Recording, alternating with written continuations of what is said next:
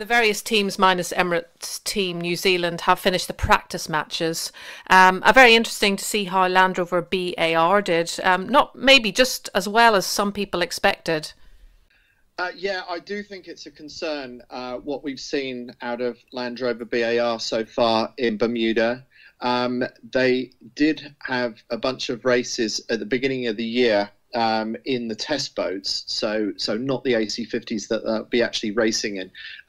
But Land Rover BAR were a long way off the pace in those races, and I heard to the point where Oracle was saying, "Come on, guys! I mean, really, we're wasting our time here." So that was a concern. Of course, once the AC50s got on the water, there's a hope that things are going to be different there. But in the early practice races between Land Rover BAR and Oracle, again, it seemed like the Americans had the upper hand by a significant margin. So this has to be of concern for any British fans, I think.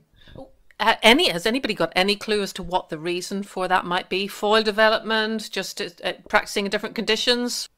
When I spoke to Jimmy Spithill towards the end of last year, I said, I guess you've got to see the Brits, Jimmy, as your rivals because they've just beaten you in the AC World Series. And he said, well, I don't know about that. They haven't pulled off a foiling tack yet. Most of us in Bermuda have. And we've been doing some fantastic training with some of the other challengers. And I feel like every time we go up against another team that brings different ideas to the table, we all learn from that. And I think that BAR and the Kiwis are both missing out from not being involved in that process. And that, from what we've seen with BAR so far, seems to be borne out. Well, you mentioned Emirates Team New Zealand. They've just packed up or shipping out to Bermuda. So they're in the same position. They haven't had any practice against the other guys. But so far as we can see, they've tantalised us with videos of some foiling tacks, haven't they? Yes, they have. And of course, we're all massively excited about seeing this battle between bicep power and pedal power. The Kiwis having this cycling setup to generate the power, and generating sufficient power through these systems is really, really important. And there's not much debate amongst any of the teams that you can generate more power through your legs than you can through your arms. But the question is then of the logistics of getting on and off the bike as you run across the boat. Just the ability to sort of get onto the power quickly between manoeuvres. But certainly the videos that we've seen out of their training in New Zealand does seem to bode well for the Kiwis in terms of being able to foil all the way around the track from start to finish without even dropping into the water. I suppose the argument is that the power that you generate is more applicable in a straight line speed when you're clipped into the pedals rather than in manoeuvres. And I've heard it posited that that's the reason why other teams may well have looked at it and decided not to stick with ordinary pedestals. Yeah, it could well be. I mean, I can't believe that these teams didn't give it serious thought. What was it that led them to discard that, whereas the Kiwis have decided to go down that route? We can't be fully sure. But I would also say, whilst it's the most visible difference between the Kiwis and the other teams, is it really going to be the killer app? Is it going to be the thing that makes the difference? I suspect that the things that are going to make more difference are the things we can't necessarily see. And Ben Ainsley has said it's all about the valves. I mean, how interesting is that? It's about your hydraulic power and he's probably right there. Sorry, say again. He's probably right. It probably is about the control system and the valves. Yeah, it's not the sexiest subject, is it? I mean, it's not as much fun as young men in lycra on the bike pedestals, but it's probably those small details, and also the other one is the engineering on these hydrofoils that are going up to 50 knots. The thinner you make them, the faster you're going to go in a straight line, but the thinner you make them, the more fragile they become. So how thin do you dare make them before they break? Because the Japanese broke one of their rudders the other day, and when you break one of these and they fall to the bottom of the Sound in Bermuda, you send a diver down to go and look for it because it's so expensive. and also you're very limited on the number of foils that you're allowed to measure in under the America's Cup rules. So you've got that trade-off between top-end speed and reliability, and that's going to be a really key area. I imagine if you're having those sort of structural failures at this stage, 7 weeks to go until it all starts, that's got to be a worry, right?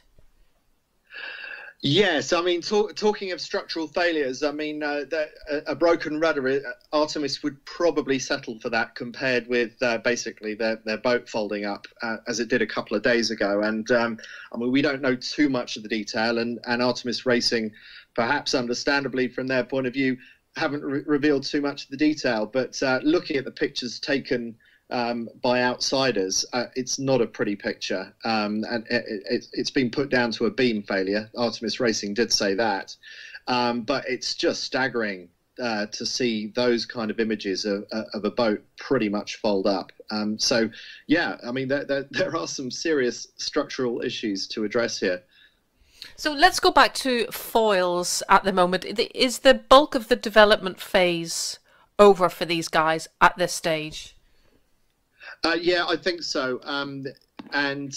This really came up with some foil damage that the Kiwis incurred the other day, and Russell Coutts even came out and reminded everyone of the rules, and was basically firing a shot across the Kiwis' bow, as far as I could tell, saying, well, I hope that was a proper breakage and not an opportunity to change the design of these foils. So they're quite limited in terms of how many iterations of foil development they're allowed to go through, which of course is why they've had these test boats where they're a lot freer to do more testing. But I mean, there's always ways around it in terms of, you do all your theoretical testing on the test boats before you apply it to the end boat. But the other thing is, no one knows the weather forecast.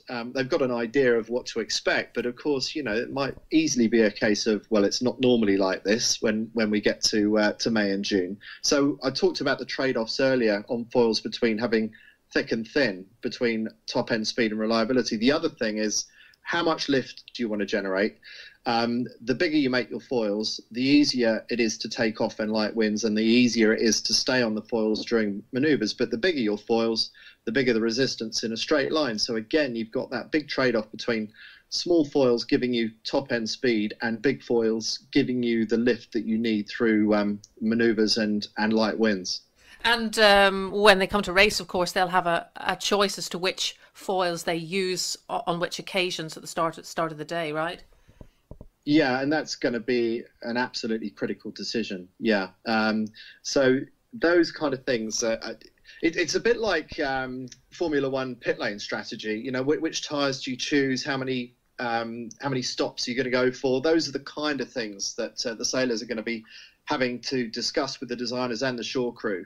One thing that's I've been curious about, I don't know the answer to this, but the pairs of foils that they're using on different occasions, are they identical, or you'll have a sort of windward leeward predominant foil, and there'll be a difference between the two foils in a pair? I couldn't honestly say. It's not something that I really know enough about. I'd be surprised if it was sort of canted towards windward or leeward. I would have thought it would be designing your foil sets around different wind conditions. That would be my feeling. I was just wondering whether there'd be different sort of elements. They'd flex differently, have different sort of bend characteristics. That's quite possible. I mean, that no doubt they will have been playing around with the flexibility of the foils. And I don't know how comparable it is, but in my sailing in the International 14 with our T-foil rudders going, albeit somewhat slower than an AC50, the flex in these foils does make a very big difference in terms of how it deals with going through waves and chop and things like that. And that's the other thing that designers always have to bear in mind, is that it's okay testing in test tank conditions and CFD on the computer, but the other thing you've got to bear in mind is the amount of spectator fleet wash, which I don't suppose anyone fully knows what to expect on that. But to some extent, you have to model that stuff into the design of the boat as well, expecting that things are going to be busy out on the sand with a bunch of enthusiasts milling around in various sizes of boat on the edge of the course. So just to recap a little bit, go back to Team New Zealand and just getting to Bermuda. Would you think that's going to be a disadvantage to them being shut out of all of the racing that's gone on? And in fact, the Defender has had a chance to have a crack at this time uniquely. Very much so. Coming back to what I was saying about Jimmy Spithill and his view about training with the other teams, I think the Kiwis being on the outside, being the self-styled lone wolves this time, it's sort of quite a romantic story about the boys in black coming up from the other side of the world to take on the other teams. But I don't think any of that really helps them in practical terms. They're going to be sailing on very different water, on the clear blue water of Bermuda, as opposed to what they've been sailing on in the Hauraki Gulf in New Zealand. And just the density of the water, the clarity of the water, the makeup of it, I think it must be a really critical factor when you're traveling at 40 or 50 knots. And I think the ability to test and to train actually on the waters when you're going to be where you're actually going to be doing the racing, I think that's a key thing that both the Kiwis and the Brits will have missed out on compared with the other teams. And finally, looking at Artemis Racing and SoftBank Team Japan, do they both look like they're in strong positions? Yeah, well, I would have thought that this breakup of the boat, albeit it's one of the test boats for Artemis, that must be of concern. That must be raising alarm bells about are they structurally in the right place. But yeah, they've got a lot of other things going for them. And we haven't seen an awful lot of them, so we don't really know what they've got up their sleeve. I have heard indirectly that one of the Japanese Team Japan sailors feeling very confident about the package that they've got, because effectively what Oracle has, Japan is also getting. I mean, maybe not to the nth degree. I'm sure Oracle's holding some of it back for themselves, but the Japanese really are a small team that's benefited from being Oracle light, if you like. And I think that's really helping them out.